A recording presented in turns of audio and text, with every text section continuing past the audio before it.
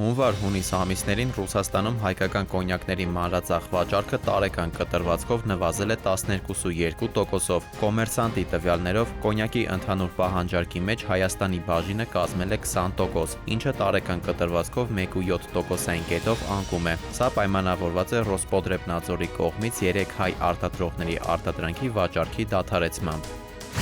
Նոր ազգային ժողովում միշտ զգացվելու է ԲՀԿ-ի և մեր ծրագրի «Առաջարկ Հայաստանին» պակասը, ասվում է ԲՀԿ կալանավորված առաջնորդ Գագիկ Ծառուկյանի հայտարարությունում։ Ծառուկյանը ասել է, թե տեսնում է, որ Հայաստանը կանգնած է ցնցումների մեծ հավանականության առաջ, ընդ որում խոսքը ոչ թե տեսական ապագայի, այլ շատ իրական ամիսների հեռանկարի մասին է։ Դատախազությունը այսօր ի դեպ տեղեկացրեց, որ ապօրինի ծագում ունեցող գույքի բռնագանձման վարույթի շրջանակում գլխավոր դատախազության միջնորդության հիման վրա Երևանի Արարատ կոնյակի գինու օղու կոմբինատ ընկերության բաժնետոմսերը հակակոռուպցիոն դատարանի որոշմամբ հանձնվել է Հայաստանի Հանրապետության կառավարմանն ու պահպանմանը։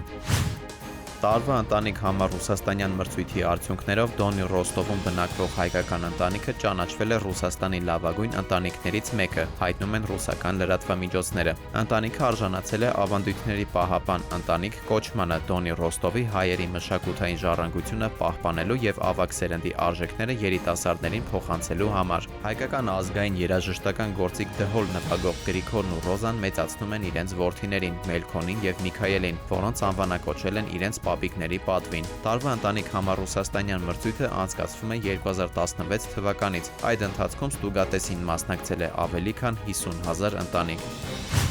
Երևան-Սևան-Իջևան ավտոճանապարհի 55-րդ կիլոմետր հատվածում այսօր առավոտյան Թուրքմենստանի Հանրապետության 37-ամյա քաղաքացին իր Հոնդա Մագնիշի մոպեդով դուրս է եկել ճանապարհի երթևեկելի գոտուց եւ կողաշրջվել։ Ֆոտոլրագրող Շամշյանը փոխանցում է, որ մոպեդավարը մարմնական վնասվածքներով տեղափոխվել է Սևան բժշկական կենտրոն եւ մինչեւ քննչական խումբը զննում էր դեպքի վայրը հիվանդանոցից ահազանգ է ստացվել, որ վիրավորը գիտակցության չգալով մահացել է։ Սևանի քննչական բաժնում նախաձեռնվել է քրեական վարույթ։